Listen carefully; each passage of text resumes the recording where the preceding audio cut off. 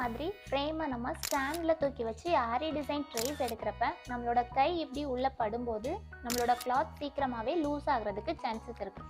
So இந்த இஷ்யூவை எப்படி சால்வ் பண்ணுறது அப்படின்னா இப்போ இந்த வீடியோவில் பார்க்க போகிறோம். நம்மளோட பேட்டர்ன் வச்சு மெஷர்மெண்ட்ஸ் மார்க் பண்ணதுக்கப்புறம் கிளாத்தை ஃப்ரேமில் ஃபிக்ஸ் பண்ணிக்கணும். ஃப்ரேமில் ஃபிக்ஸ் பண்ண கிளாத்தை ஸ்டாண்டில் ஃபிக்ஸ் பண்ணாமல் இந்த மாதிரி ஒரு நோட் எடுத்துக்கணும். நோட் எடுத்துகிட்டு ஒரு ஃப்ளாட் சர்ஃபேஸ் மேலே இந்த நோட்டை இப்படி ப்ளேஸ் பண்ணிவிட்டு இந்த மாதிரி நோட் மேலே என்னோடய ஃப்ரேமை ப்ளேஸ் பண்ணுறேன்.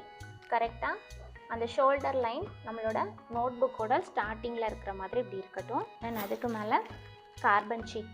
ஸோ கார்பன் ஷீட்லேயும் கரெக்டாக மேலே சென்டர் மார்க் பண்ணிக்கோங்க. சென்டர் மார்க் பண்ணிவிட்டு மேலேயும் சென்டர் கரெக்டாக இருக்கணும். அதே மாதிரி கீழேயும் சென்டர் கரெக்டாக இருக்காங்கிறது செக் பண்ணிக்கோங்க.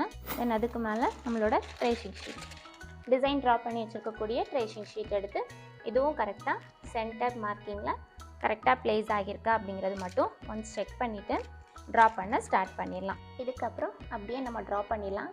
இப்படி ட்ரா பண்ணுறப்ப கீழே நோட் புக் இருக்கிறதுனால நம்மளோட ஃபேப்ரிக் கொஞ்சம் கூட லூஸ் ஆகவே செய்யாது.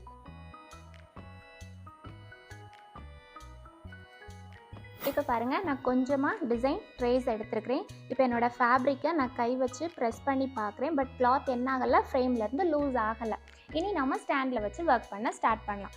இந்த மாதிரி ஆரி எம்ப்ராய்டரியில் இருக்கக்கூடிய ட்ரேசிங் டிப்ஸாக இருக்கட்டும், வேறு என்ன டிப்ஸ் வேணும் அப்படின்னாலும் நீங்கள் இந்த வீடியோக்கு கீழே கமெண்ட் பண்ணுங்கள். இந்த வீடியோ உங்களுக்கு பிடிச்சிருந்துச்சுன்னா மறக்காமல் லைக் பண்ணிக்கோங்க. உங்களோட ஃப்ரெண்ட்ஸுக்கும் யூஸ் ஆகும் அப்படின்னா ஷேர் பண்ணுங்கள். தேங்க்யூ.